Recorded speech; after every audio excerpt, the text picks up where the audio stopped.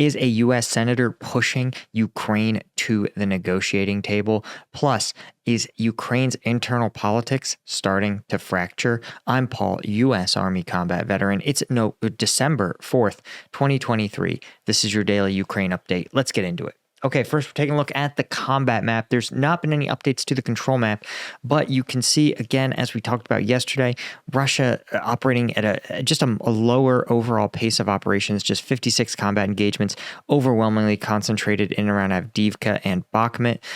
Very, very predictable stuff from Russia. I think, as we talked about, this may be part of a recognition by Russia that they have to expend their limited resources where they're likely to make operational gains, likely is being generous here, where they feel they're most likely to make operational gains.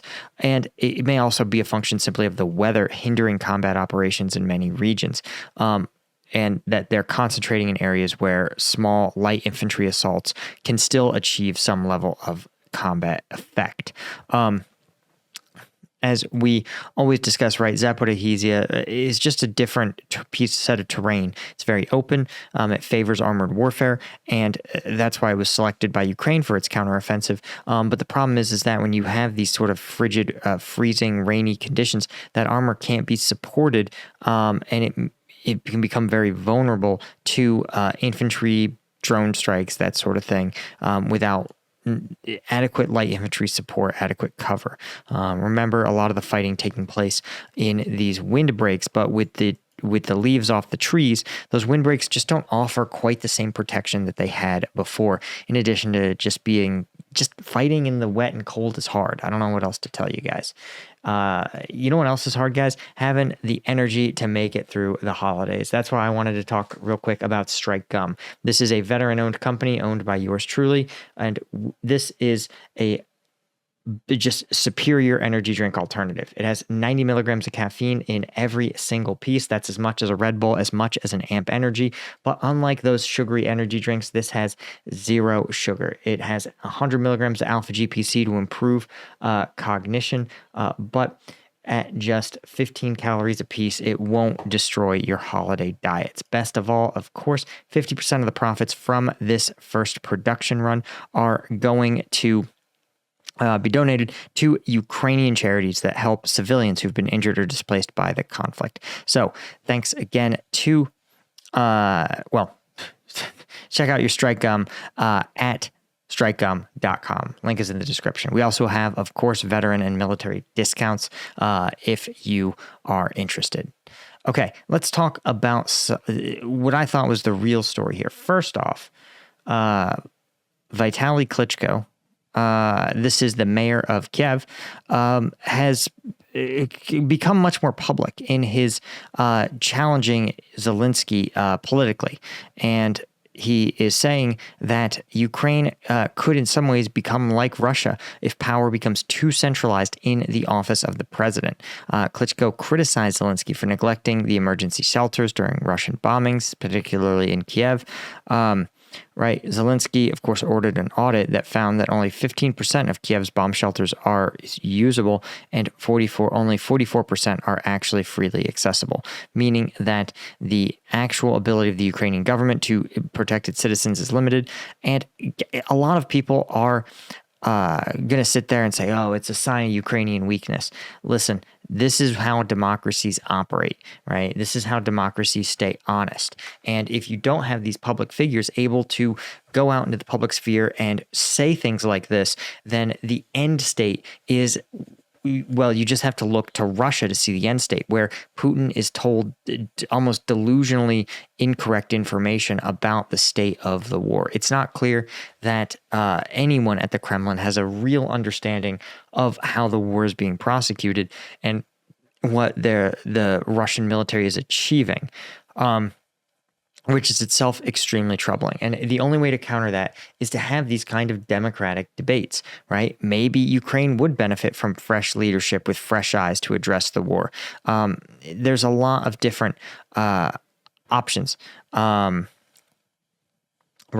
There's a lot of different paths Ukraine can take, but the most important thing is that it remains a free democracy. And this is what you see if you want a free democracy. Now, The other story is over in another free democracy, namely here, the United States of America, where one of our long-serving senators, Senator Ron Johnson, stating the Russia-Ukraine war will, quote, end in a negotiated settlement. And this is the senator from Wisconsin, was talking on a podcast called the Cats Roundtable.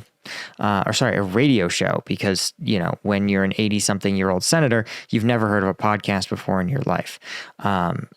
Right? Johnson says the Russia-Ukraine war is, quote, not a fair fight because Russia has nuclear weapons, which is, I don't think, accurate or true or correct, right? This is like saying that the U.S. and Vietnam was not a fair fight because the U.S. had nuclear weapons and Vietnam didn't. And yet we were unable to beat the North Vietnamese. He says, this is the quote from Johnson. The quote, the only way this war ends is in a negotiated settlement. Every day that goes by while the war continues, more Ukrainians die, citizens and soldiers, more Russian conscripts die. I take no joy in that. More of Ukraine gets destroyed, Johnson said. So the sooner they reach a negotiated settlement, the better from my standpoint.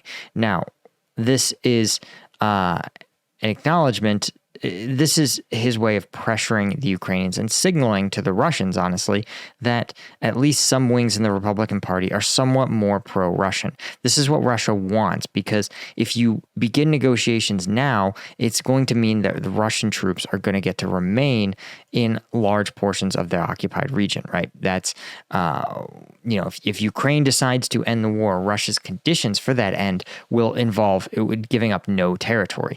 And so time, of course, on the Russian side, and Russia frankly knows this, and Johnson knows this too, right? He didn't 2 years into the war. You don't suddenly realize that, oh yeah, apparently this country is getting destroyed, right? It was getting destroyed before, and he was fine with it because before he believed that Ukraine had a right to defend itself, and now suddenly he's done this hard pivot. Right. See, Johnson said he thinks Russia will not lose this war against its neighbor to the southeast.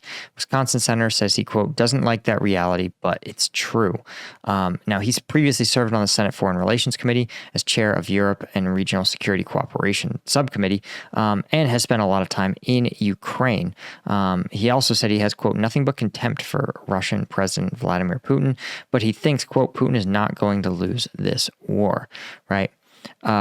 Now, he says this war has to end, and, quote, we're not going to like the result, but every day that goes by, we're going to like the result less.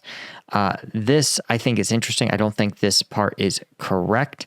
Right? He also, Johnson, is trying to run a scheme where he's leveraging, trying to link Ukraine aid to Israeli aid and saying, quote, you don't get $1 for Ukraine until you actually pass immigration reform. Now, I think that this is a common political tactic, right? If you want to kill something that is broad and popular, as Ukraine aid is, right? Ukrainians grinding down the military of a major European rival. It's tough to argue that this is bad for U.S. security, particularly given the fact that the conflict, in some ways, is actually better as a stalemate. Because remember, one of the most sane criticisms of the Ukraine war was people feared it would become escalatory, that it would spiral out of control. But the opposite has happened, right? Instead, the war has become frozen in place. And instead of spiraling out of control, it can't really be dislodged. And in some ways, this is good because this was one of the real fears that a lot of people had about providing Ukraine additional aid.